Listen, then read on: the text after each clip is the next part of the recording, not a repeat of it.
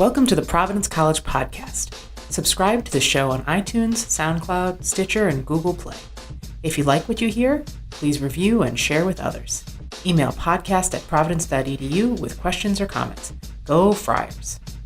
Hello and welcome to the Providence College Podcast. I'm your host, Matt Chittum, and I'm joined as always by PC producer and videographer Chris Judge, class of 05. Here at the Providence College Podcast, it's our job to bring you interesting stories from in and around the Friar family. And today we have a dual or a double-header episode. We're going to be joined in a little bit by Leslie Heller, who's a 2002 grad of Providence College. She's the Director of Orientation, Transitions, and Leadership. But first, we're going to talk admissions. We're going to talk to Amy Cembor, the Senior Associate Dean of Admission, to talk about the class of 2021. Amy, thank you for joining us. Hi, thanks for having me. So we're a week and a half after the deposit deadline. Yes. In your world, is there a sweeter day than the deposit deadline? When you can take that sigh of relief and know that you have your class for next year. Yeah, that's pretty amazing. You know, I know it's quite a countdown for you. And on the admission side, obviously, once the decisions are out there on the street, and you know there's nothing more you can do. You still look at the numbers every day, and then how deep into the numbers game do you get? You know, trying to hope you hit the class total that you're looking for. Sure. You know, and it's funny because it's cyclical, right? So we sit and we look at numbers every day, and every morning you wake up to see what the students have done overnight in terms of submitting applications, and then we get to work reading them, and then you're watching that number come down as to how many left you have to read and go through in committee. And then you do another sigh of relief once you send out those decision letters, and you know you have made those decisions, but now the ball's back in their court. So you again start to hold your breath a little and invite them to campus and try to talk with them and make sure they have all the info they need to make their decisions. And then you start looking at numbers again, right? Waiting for those deposits to come in, and the countdown is on to May 1. Absolutely. Right. And, you know, we're going to get into the nitty gritty of the class and who's coming and, you know, what majors they're in and where they're from in a second.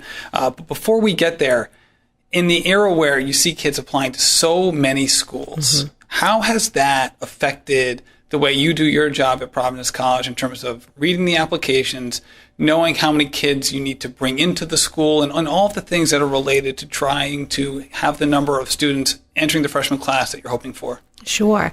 It is. I've heard someone once describe it as precision guesswork, right? We have to try to assess, first go through and assess the qualifications of the candidates, knowing that we are one of many colleges, that they're considering. It's part of a big dance. We've engaged them to the point they want to apply.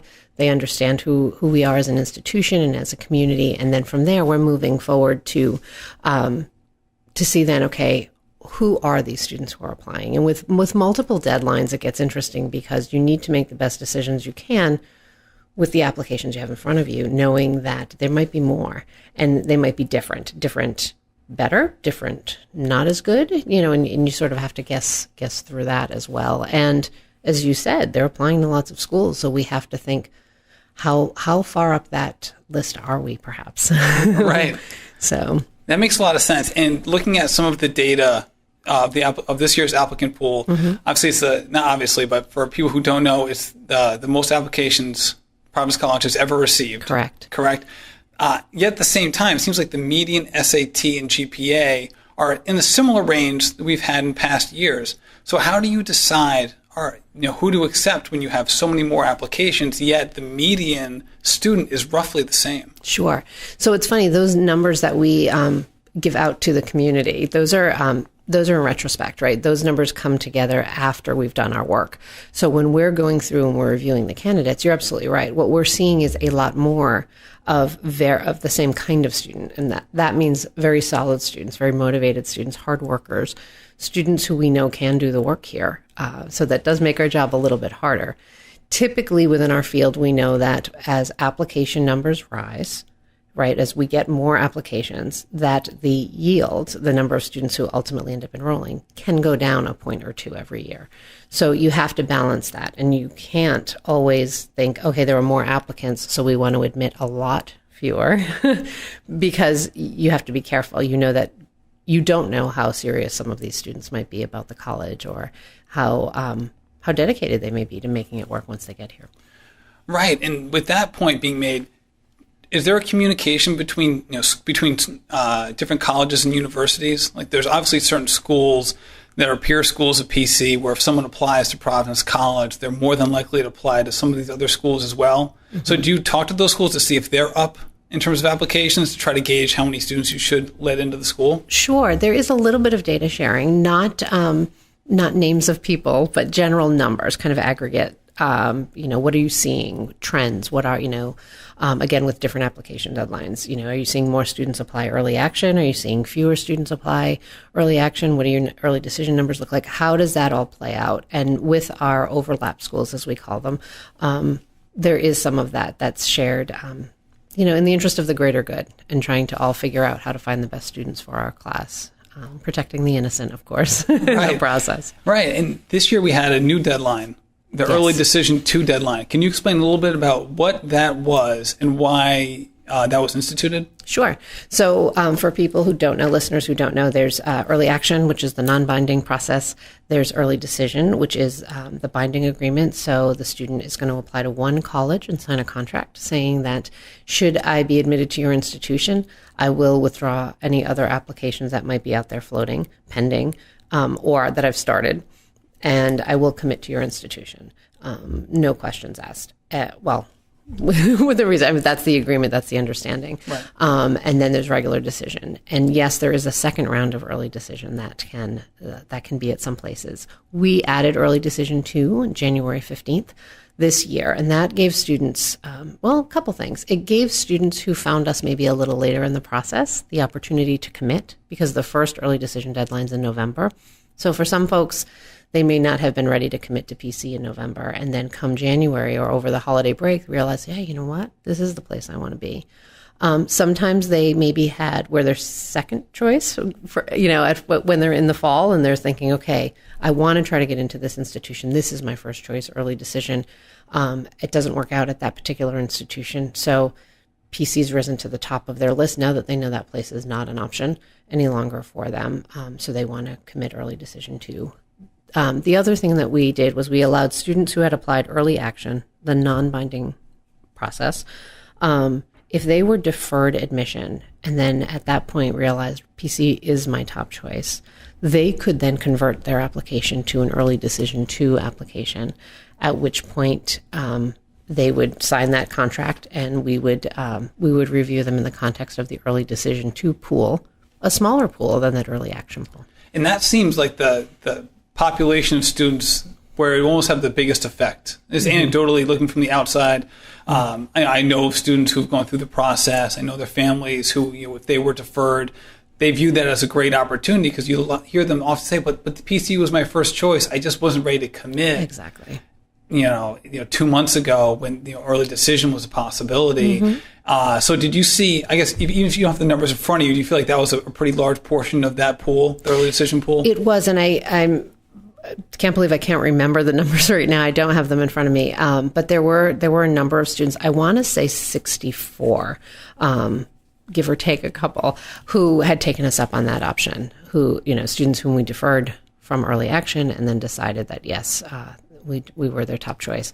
We have to be careful, too, because not every student can afford to commit to a college without regard to financial aid. Right. And that's always something we want to keep in mind as well. Absolutely. So how many students did end up depositing to PC? So we have a pretty large group of students at this point in time. We have, I believe the number at the moment is 1090, meaning that, we were looking for about 1,030 students to arrive on campus in the fall. And you always protect over what's called summer melt, right? Students who, for one reason or another, deposit at PC in May, for May 1st, and then things change, different kinds of things that can happen, or they get off a wait list elsewhere, or family situations changed, and ultimately that number melts down over the summer. So in order to get the 1,030, you do want to make sure you have other. Got it. So you always shoot a little bit higher. Correct. Than the desired total. Exactly. With that in mind. Interesting. So did you have to go to the wait list this year? I shouldn't say you. Did PC have to go to the wait list? I know it wasn't just your Me decision. personally. Yeah. Right. Yeah, no, part of a team of 16. We met our goal without going to the wait list this year, which was reason for celebration in our office. It's the first time in 11 years that we've done Wow. that. Yeah.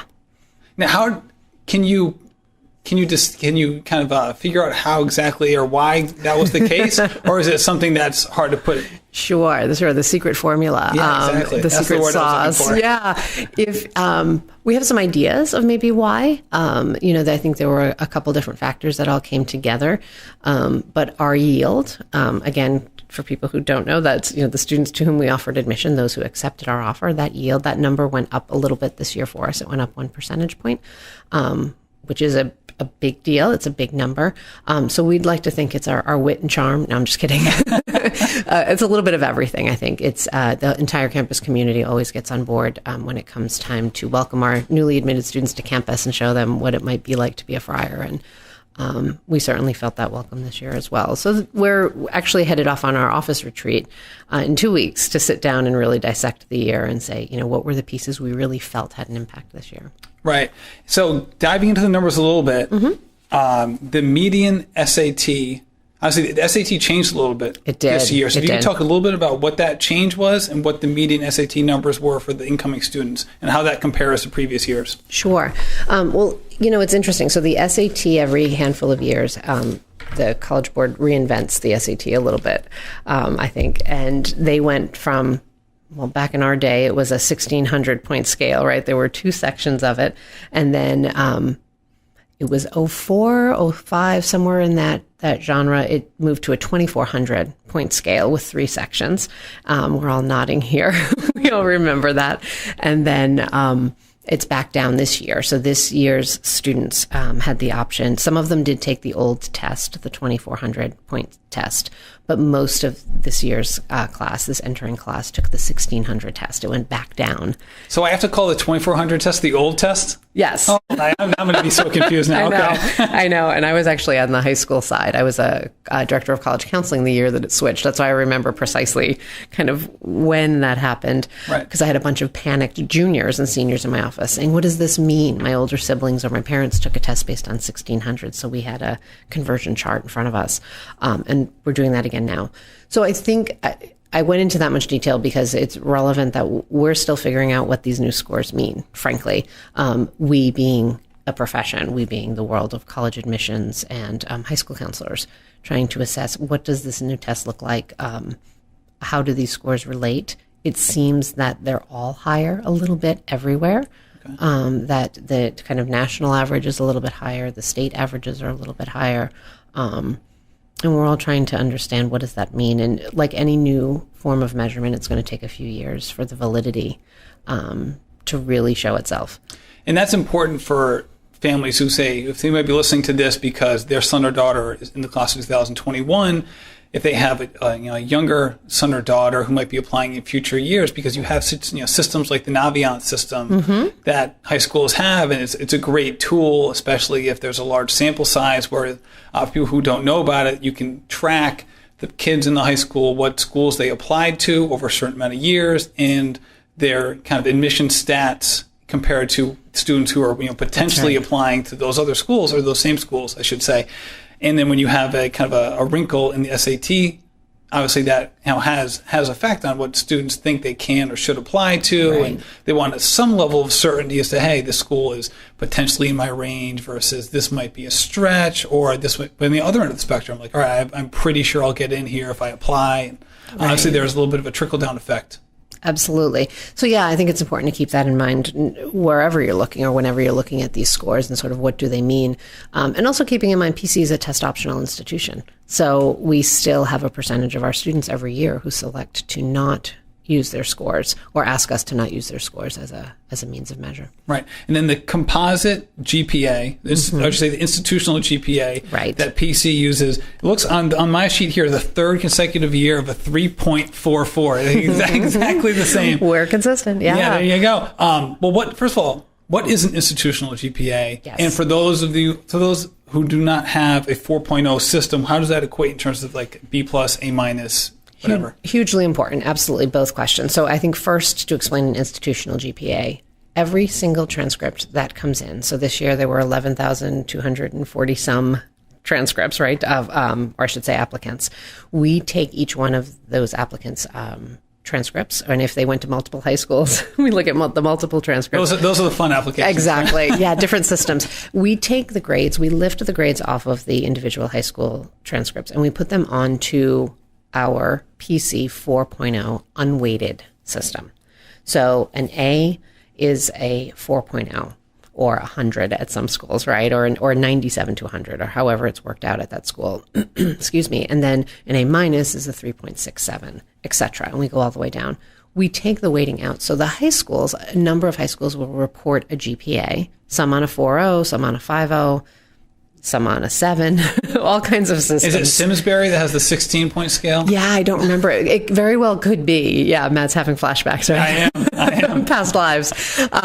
Yeah, my best friend works at a high school that's on a 6.0 scale. So what we do is we lift the individual grades. So we look at freshman year and we take the core academic areas. So for PC, that's in English, the English grades, the math grades, the science grades, lab sciences, the social sciences, and foreign language. And then if it's a religious institution, we take the religion grades and a handful of electives that we will count here. And the reason we do that is we try to say what is the pure academic GPA for this student. So we're lifting it off of this weighted scale that might also include yoga and driver's ed and yearbook and perhaps some business electives that we then don't transfer to our PC GPA. With that, that's how we come up with our institutional GPA. That's what that means. So it's, a 3.44, I think, for this year for the students who are coming for the fall. That's on a 4.0. That's not a 3.44 on a 4.5 or on a 5. And that's important to know, too, as you said, for the listeners who might be saying, how do I compare with the students who are admitted to PC or are coming to PC? Because that 3.44 is not what these students have on their high school GPAs. To translate it, it's just above a B plus, just under an A minus. So a B plus plus. Right. So if you had like 5 classes, you have 3 B pluses, 2 A minuses, that would basically be a 3.44. Pretty much. Exactly. That was some quick math there. And you're it only took me 2 months to figure it out when we scheduled the podcast. So there you go. I had plenty of prep time. Excellent. Yep. And we thankfully have a sophisticated computer system that as we, as humans, enter these grades into the system, the application reading system, it does the math for us. So that little bit of human error math-wise can come out of there. Right. And then you have a different scale for weighting the difficulty of the transcript. Absolutely. Yep. So while we take the weighting out of the GPA that the school offers us, the high schools offer us, we look at the rigor of the student's curriculum. And that does get another kind of grade, if you will. Right. So when we go into committee and when we're making these admission decisions, we're very closely looking at both numbers. So, a student might have a slightly lower, might have that 3.44, but have a very high rigor score. The highest score you can get is a 10. And, the average, I think, was about an 8 for the students who are coming. So, you kind of balance that out. You take a look at that piece, too, as opposed to the 3.44 and the 6 or the 5 rigor score, which is lower. Right. That might not play out as well in a committee setting. Got it. So for those of you who tuned out earlier in the podcast when we said unweighted GPA, it doesn't mean that we don't count That's right. the strength of schedule. Right. It just is a different metric we're looking at. And it's very important. The courses that make up that unweighted GPA is very, very important. Right. And then we were speaking earlier offline about just the gender makeup of the class. Yeah. Which was kind of different than it was a couple of years ago. Yes, absolutely. So nationally, right, there are more students, more young ladies who are applying to private liberal arts colleges than young men. That's just how it works, or what society has given us as an applicant pool, I guess you could say. And so you work hard in committee to try to balance that when you're admitting students, because you need a gender-balanced population on campus, both for the community aspect, but also for some other kinds of legislation as well as out there that mandate that we do that. And this year, we're as close to 50-50 as we've been in a very, very long time. So was it 47-53? Yeah, 47% male and 53% female. And I don't even think, now this is purely anecdotal, but I don't even think if you're on a campus, you would be able to tell the difference between that versus 50-50 or correct, or 47-53 the other direction. That's right. It's something like that is minuscule when you're, those couple percentage points when you're talking about a base of of 1,000 plus students. Right. It's basically a 65 student difference over the course of an entire freshman class. That's right. That's right. And then I love this number in terms of the state breakdown. I always find that to be interesting because we are, from an admissions perspective, and even beyond that, for an alumni and perspective in terms of where people live and work, this really is a regional college. Not in terms of where we're known, but where we draw people and where people leave to go once they graduate. And again, this year, Massachusetts kind of dominating the field. It did. Yeah, bucking the national trend here a little bit. There are about 400 of our incoming students who are from the state of Massachusetts. And as our Dean Raul was saying recently, too, that it's sort of Massachusetts is acting like our home state. Rhode Island's little, as a native, I can say we often don't like to go far either, but Massachusetts definitely sort of won out over Rhode Island. And then New York is coming in as a number 2 state in terms of sending students to us. Right. Yeah. So on my list, it was New York had about 177 incoming freshmen, which to put in perspective, 5 years ago it was 108. Absolutely. So a huge increase compared to previous years. And I think it's a little bit higher than the report you had. I think it's 183 now for New York, as of this newer report from just a couple of days ago. But Same thing. I mean, the increase is just remarkable. And then I think for people who are kind of in the New York area, obviously New York is a pretty big state, in this part of the United States it is at least. So the vast majority of kids who are applying kind of along the Hudson River in Long Island, is that where you see the vast majority of applicants? Yes, yeah. And I think population-wise, there are more students who live closer to New York City, or as you say, Hudson River than sort of out west. But we do have a good number of students from all over the state. Right, and I think that's also, especially you talk about Long Island, that's an area where it has some pretty, I'm trying to think of the right word, is some just large and predominantly, not predominantly, but some high-level Catholic high schools are in that area, which not only to PC, but send a lot of applications to various schools in and around New England who are Catholic colleges. That's right. There's a large Catholic network out there. Yeah, I end up spending time with a lot of Long Island alums. And they're always like, "Oh, my school sends a lot of applications to Providence College." I'm saying, like, you and like every other Catholic school around here. I feel like each one sends so many. When you have the Chaminads of the world and the St. Anthony's and the Kellenbergs, and you just and all named those schools. 3 feeders, absolutely. No, that's great. And then another big stat on here, which I know Raul is excited about in my conversations with him, and Raul Font being the vice president for admissions and financial aid, is the student of color percentage compared to previous years. That's right. We are really proud of our work and our colleagues' work as we all work together to continue to help the campus and the community be a more diverse population, a more diverse community here. We have, it's a strategic goal of the college, without question, one of the top goals, and it's of our office as well. Just continuing to reach out to students, diverse students within their communities, community-based organizations, doing a lot of work within various communities out there, and then helping to support those students as they apply to the college, and then once they're admitted to the college as well, continuing to take a look at the resources they may need and helping them to transition to our community as seamlessly as possible. Right, and it's I guess part of the mission statement or the outlook for a lot of schools is to kind of increase, especially private New England schools, to increase the diversity of their students in a way that they're also maintaining or improving the academic caliber of their incoming classes. So when you have that sort of competition for different student groups, whether it's students of color, you also see a big push at a lot of schools for first-generation college students. That's right. No matter their ethnicity or heritage. When you have that push from a lot of schools to get into those smaller communities or smaller student populations, what does it take for a school like Providence College to have a meaningful impact? Absolutely. And that is something we know that we're up against a lot of competition for these student populations. I think financially, being able to help the students for whom historically, have been socioeconomically disadvantaged in the process, whether it's rural first-generation students, students from inner-city populations, first-generation students from suburbs, wherever it might be. The financial resources these students need tend to be a little bit more than the general population at times. So we need to invest in these students financially to help them be here. For some students, it's that transition to college, having to think about what are the first-year student skills that are needed to help them to continue to be successful and persist. It's not only getting the students to apply and enroll them, it's getting them to graduate with their cohort and continue through. So things like Friar Foundations and things like, transitions. Those are programs that we have in place here. And I know you said Leslie's going to speak with you later as well, orienting these students.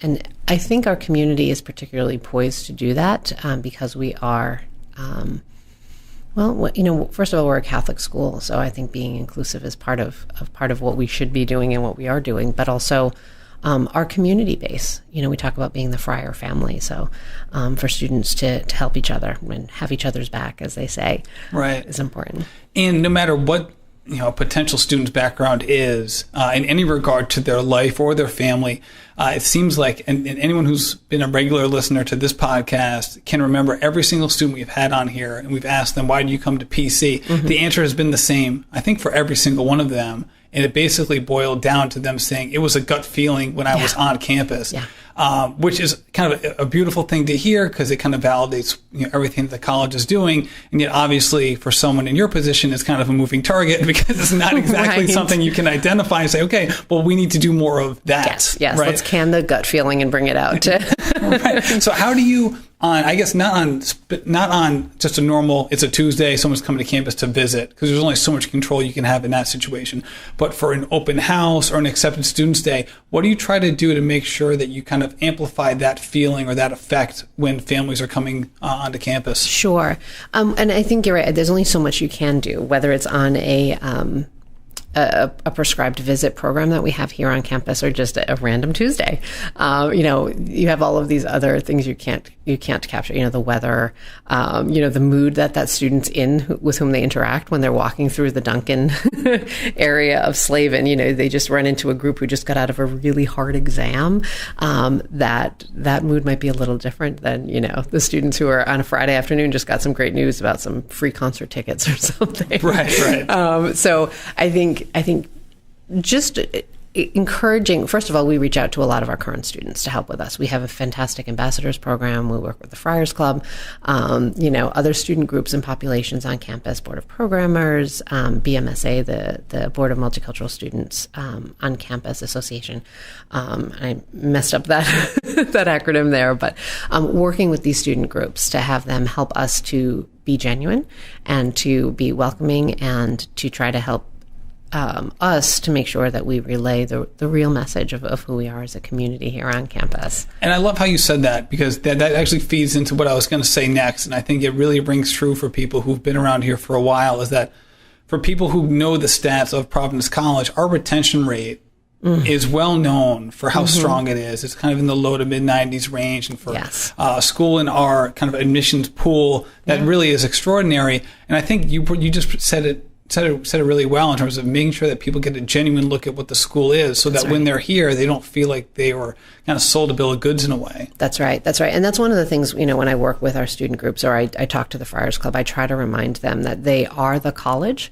They are the 3,900 plus people in that one interaction when they're working with our students or our families or, engaging with folks who are visiting. And they need to be as accurate as they can with all of the information that they're relaying, but as genuine, because our hope is that if a family walks back to the car after a visit to campus, well, first we hope that they're going to say, yes, this is it. I have the gut feeling it's where I want to be. Stop by the bookstore. Exactly. Get the bumper sticker. But if that doesn't happen, then I always say, I want them to walk away saying, wow, this is an amazing place. It's not for me. I'm not ready to commit here, but this is a pretty fantastic place. And for whatever reason, they may not be choosing us. At least they're walking away feeling that good feeling and knowing who we are so that the retention rate does continue and that the people who are here are happy. And I always say, I want them to walk away. And if it's not their place, that maybe they recommend it to their classmate or their neighbor or their younger brother or sister. We have plenty of students who are currently enrolled who, when you ask them, say, well, I first was introduced to PC when my older sibling was looking at the college, and whether that student, the older sibling, chose to enroll or not. Right. They got excited. And that brings me into my last question. If someone's going to consider entering the class of 2022, and yes. I know I don't even want to say too much about that because we've been working with them for a while, though. Absolutely. Yes. Bring it on. But are there opportunities over the summer to visit campus? There are. So right now we're on a little pause with campus tours and whatnot, but those start up again mid-June, and they're already up on our website. We also have group information sessions every day, twice a day all summer, and interviews. But we also have 2 programs coming up called Preview Providence. One of them is in June. I think it's Friday, June 23rd, and one is the end of July. If the 28th is a Friday, that's that date. And those are half-day programs where students can come to PC and not only take a tour of campus and get an information session, but also get some tips about applying to college. And we're going to run a session for parents about kind of financing your college education, things to think about when you're thinking about the next 4 years for your son or daughter. So those are up online as well. And then, so they just go to the admissions website to schedule tours, information sessions, and these events? Absolutely. The admission website has a visit link right there, and it lists all of the opportunities to visit, and you click on what's interesting to you, and you book your appointment right there. That's great. Well, thank you so much for joining us, Amy. Thank you. This is fun. And we're here with Leslie Heller, class of 2002. Leslie's the Director of Orientation, Transitions, and Leadership here at Providence College. Leslie, thank you for joining us. Thanks for having me. So we just did a botched recording of the intro. Thank you for sitting through that. I know now you can see what it's like behind the scenes here at the Providence College Podcast. So thank you for joining us. I know this is kind of a busy time of the year for you, right? Yeah, I mean, the end of the year is exciting and overwhelming for everyone. But I think, things are really picking up with orientation. So it's more exciting on our end than anything. Right. So we're here. This is the second week of May.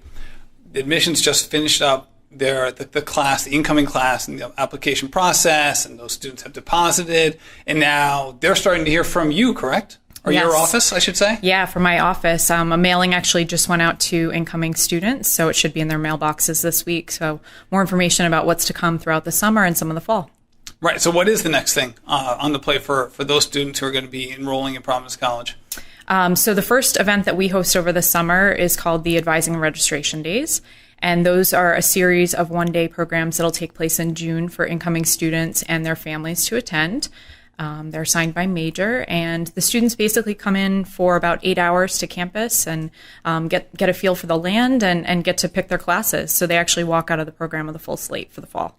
Got it. So over the course of that 8 hours, how much is spent? What's the timeline for the day? When someone arrives, what time will they be getting here? And what do they do once they arrive? Yeah. So the program kicks off at about 8:30 in the Slavin Center, which is our student union. And, we have students, obviously, they need to check in for the day, but they also get to take their ID pictures or pick up their IDs if they've already submitted pictures online. And we host what's called a resource fair, which for those who went to Family Day, I would say is a smaller version of the fair that was held in the Peterson Center. So we have about 25 departments represented. They can come and ask questions face-to-face with some of the different departments. And then after we get through that part of the morning, we head into a welcome session for parents and students. We have some academic programming. We cover academic life. Students actually get to sit down with an academic advisor and sort through what they're already registered for and also what they may have interest in taking for the fall. We have a student life segment where students and families can hear about what's happening on campus, ways they can get involved, and some of the resources available. And like I said, ultimately, by the end of the day, the students will actually sit down with a faculty member and with some other students in a computer lab and actually finalize that course schedule. At the same time, parents are going through sessions focused on some of the transition issues their students may see, and also things like how to finance a PC education, how to pay the bills, what are some of the other resources that are available specifically for parents. So we have a lot happening in a very short period of time. I can imagine, right? Don't be late. It's the key thing there. And it's interesting that you have things for students and for parents, and I'd love to get into the parent side in a second. But first, starting with the students, you mentioned before that students may already be enrolled in certain classes. Mm-hmm. Now, what's that process like when someone comes to campus and they say, okay, you're in XYZ class? How is that decided? Sure. Well, it's a little bit different for undeclared and declared students. So I'll start with the declared because they're a little bit easier. So if you are a science major, for example, a biology major, before you get to campus for your advising day, a member of the faculty from biology and some staff from enrollment services and the dean's office kind of sorts through your records. So they'll look and see if you have classes that you need to take, obviously, towards your major or towards the core curriculum. They'll also look at things like AP results and the placement exams that students have to take over the summer. And they then kind of formulate a schedule which is going to fit those requirements that you may have for that biology major and also to fit into some of the core curriculum. And Civ, which all of our students take, is certainly something that comes into play with that too. So they make sure that all students are registered for a Civ class.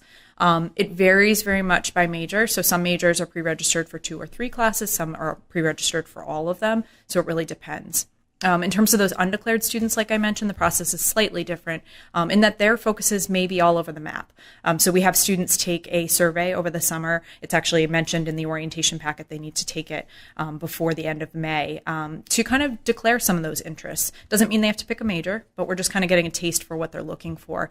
And then staff from enrollment services and the undeclared advising program and some other areas kind of help fit them into some classes that would fit that mold. Either way, whether they're pre-registered for all or some of those classes, people will sit down with an advisor and actually sort through the final piece and make sure that their courses are fulfilled for the fall. Now, when a student is looking at potential classes, do they get the list of potential classes when they come on that day, or can they look at it before they arrive?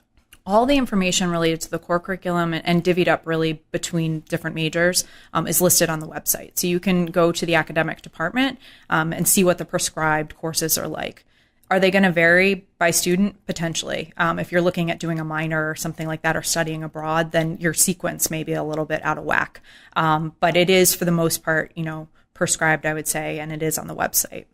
Got it. So this is really all about the academic side. And then you said they have the fair in the beginning of the day. There's 25 departments. Now, why is that useful? And if someone's going to make the most out of that, how should they approach that aspect of the schedule? Yeah, I mean, a lot of people have questions that are very specific or would prefer to speak with somebody in person. And so having that opportunity to actually go up to someone at a table as opposed to talking to them on the phone or emailing, I think is really valuable. I also think you don't know what you don't know. And sometimes you go up to a table and don't realize that you might have a question. And so, really getting the chance to kind of walk around and talk to people, I think you figure out some of the things that maybe you should be asking or what you hadn't thought that you needed to know. Right. And so what are some of the departments that would be there for that? All of the departments within student affairs are represented. So there's about 10 departments there. We also have financial aid. We have the study abroad office if anybody's interested in studying abroad. We have PC athletics represented if you have an interest in getting season tickets or finding out more about some of our athletic offerings. The music department's usually featured to talk about some of the ensembles that they have if students want to sign up. The chaplain's office is there, talking about campus ministry and some of the other opportunities. And there's a wide variety of others. Right. So you really try to get, really try to put in a situation where students, if they were to either have a question or were possibly predisposed to, wanting to be involved in a certain area, they'd have kind of access to information for that sort of thing. Exactly. Got it. All right. So they have that, those days, and then what comes next in the summer for these students? So the next piece for them, they do have some paperwork and things that they have to do over the summer. So for example, towards the end of June, they will have to complete a housing survey if they're going to be living on campus. So they'll get an email from Residence Life with more information about how to do that. And that helps determine who they're going to be living with later on down the line. As I said, it's only for students who are living on campus, but that is the majority of our incoming students. All students would need to complete a student health record, so giving information to the health center about their history and anything that we would need to be aware of in case of an emergency. In addition, things like health insurance and some other paperwork are required during the summer, so that's all listed in the orientation mailing. And then beyond that, the students really just get prepared for coming here in the fall. So getting ready for move-in, getting ready if they're doing any pre-orientation programs, getting prepared for those, and they'll get more information specific to those programs as well. And then our fall orientation program kicks off on August 24th. So it seems like it's a long way away, but it's really going to be right around the corner. And it's certainly right around the corner for you. I know you're helping prepare not only the schedule and making sure that everything on campus is ready and prepared and that everything's where it should be, but you're also helping to prepare the students who will be working those days. Yes. Yeah, we have a great staff of almost 100 students who help out. 16 do the advising days and 98 do the fall program. So we have a great crew, and they're super excited. I mean, they're just a great group of students who look forward to this every year. Yeah, anyone who's been on campus during orientation, I feel like can have a vivid memory of an orientation leader just exuding positivity and excitement. And anything exuding is word. You can hear them from a little ways off as well. Yeah. So what's the process like to get those students? There's choosing those students or getting them into the mix because they seem very, very excited about those days. I'm sure on a level that's even more excited than the students who are actually moving in. Yeah, it's an interesting process. It's definitely a long one with the size of the group that we have, but I feel like it starts almost the day that orientation ends because we have students who are already asking us, they may be freshmen or they may be other students who've seen those leaders around campus, like you mentioned, who just really want to do the program. So during the fall semester, we actually do some recruiting. We do an info session that we co-host with Residence Life because we do have a lot of overlapping candidates for the RA positions and for our positions. So we host an info session, there's an application process involved, and then in the spring, we invite students to come to our group and individual interviews. So we narrowed the pool down from about almost 300 students this year to that 100 plus who help us out over the course of those few months during the summer. So when an incoming freshman comes on campus and is in their group, they should know that the person that is helping lead that group not only really wants to be there, but was chosen by chosen among a pretty big pool of students who are really interested in doing the same thing. Yeah, exactly. And in terms of our staff, we're looking for students who represent the diversity that is Providence College and our community. So students coming from different areas, different majors, different backgrounds, transfer students, first-year students, commuters. So we really try to kind of get a feel for what the community is like and be able to show the new students that there's somebody here like me or somebody with shared interests who, I could potentially be in the future. Right. And before we get into orientation and why it's important, I actually forgot to bring up the parents again during the advising day. So why is the parent programming, why is that important? During the advising days. Yeah. Parents have a lot of questions. They're definitely unique from the student questions. Sometimes they're asking the questions for the students as well, which is okay. But I do think, them having the opportunity on campus to actually, not only talk with faculty and staff members, but to be able to connect with other peers, so other parents, I think is really valuable for them. We really want them to get acclimated to what student and campus life is like here, and to be able to know the resources when they need to reach out as well. Because we do have a lot of families and parents who reach out to us on a regular basis. I know our office especially, because they do see us during the summer. They see us as a resource point, and we really pride ourselves on doing that and being able to get them connected with the right people. And so I think that's important. And there's a fine line there too, right? Because you want the students to be advocates for themselves, and yet we can all think of times or circumstances where it would be necessary potentially for a parent to speak up if they see something that they feel like they can express it better than the student, or if they're worried about a student, or just be another, maybe sometimes you just don't know what you don't know. Like you said earlier, you say, hey, should I be worried about this? Especially if it's a parent who's going through the college process for the first time, just like their son or daughter. Absolutely. I mean, there are times where I would suggest that a student reach out to a department or that they, sort of take charge. But there are other times where parents are really our partners in this process. They are their community back at home. And a lot of times they're dealing with issues alongside the students. And so having them feel like they know who the resources are that they should be reaching out to, and feeling comfortable doing that, I think is really important. Right. So as you mentioned, we start talking about orientation. We have the orientation leaders who are very excited to get this thing going. Why is orientation important, and how have you seen it change over the course of your 13 years working here at Providence College? Yeah, I mean, orientation really is the starting point after students have deposited here at PC. So it's one more touch point with the students over the summer, making sure that they're prepared for this big transition that's going to be happening. So we really work to make sure that they're acclimated and comfortable with student life, with campus life, with the academics that they're going to be experiencing once they get here to campus. We want to make sure that they have the tools that they need to be able to make decisions as independent adults once they get here as well. And also that they're excited about being here and that they've made some connections with their peers and members of our community. How has it changed over the years since I've been here? The program's changed a lot since I've been here. I actually was an orientation leader myself as an undergraduate here. And so we, used to do overnights during the summer. There was about 15 or 16 of us, I think, at the time. And, we lived on campus for about 2 months and did these overnights, week after week. And now we've moved to a model where we're a little bit more of a hybrid. So we do the one-day programs in June, and then we do more of like a welcome week format in the fall, which is echoing, I think, what a lot of our colleagues are doing at other institutions, making sure that there are multiple touch points over the summer with students. Right. That makes a lot of sense. So what are the key components to an orientation and that you try to highlight, and what's the reasoning for them? Yeah, certainly academics is something that we're really trying to highlight with the students. It is the reason that they're here at Providence College. And so making sure that not only they're prepared and excited about what they're going to be studying, or for undeclared students, what they potentially will be studying, but also making sure that they know some of the resources that are out there and understanding that it's not high school anymore. And so that they need to be prepared for the fact that the workload's going to be a little bit different. In terms of student life, knowing that the transition is going to be exciting and exhilarating and exhausting at the same time. And so knowing what resources are available to them and some of the exciting opportunities too, in terms of like co-curricular life and things like study abroad and other opportunities that are out there for students. Just getting them prepared, I think, for the long run and kind of how exciting it is to be a member of this community. And, the student leaders and the students who are a part of the program, I think, are all integral in that.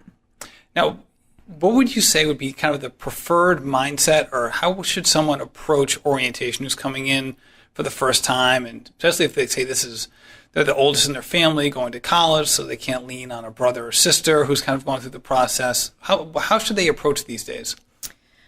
Know that there's going to be a lot of information thrown at you, but that we'll make sure that you have takeaways that you can use, and that this isn't like a door opening and a door closing. It's just the beginning. And so knowing that people can continue to reach out to us afterwards and to the different departments that they're hearing from, and that we know that they're not going to be able to absorb all of that information in one day. And so just being aware of that, I think that's really important.